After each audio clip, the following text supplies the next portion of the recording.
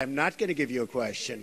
You are fake news. U.S. President Donald Trump's administration's view of traditional news media as the opposition party and fake news is turning out to be the best hope in 2017 for news outlets struggling to attract more viewers and digital readers. There's reason for optimism among newspaper executives. The New York Times, which Trump has referred to as failing in his Twitter messages, said readership is up now more than ever. And the shift in the newsroom's energy? It's been dramatic. It feels like, news organizations have went through this period of like several years where we had to debate what the future looks like, what's our role in the digital age, and all of a sudden, after this election, it's just clear. It's clearer than it's ever been, possibly in my whole, 40 years as a journalist.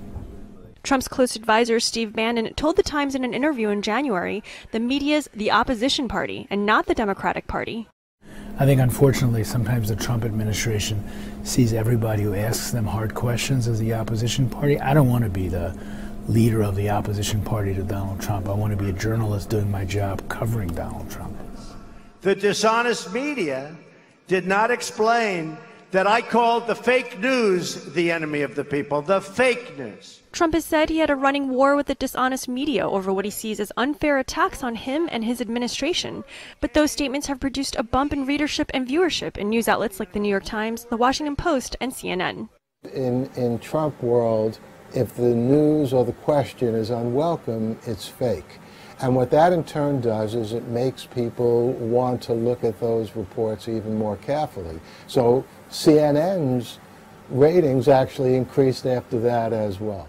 Gary Abernathy, publisher and editor of the Times-Gazette, one of only 6 newspapers across the country to endorse Trump when he was running for president, said anything Trump does or says is good for the media's ratings.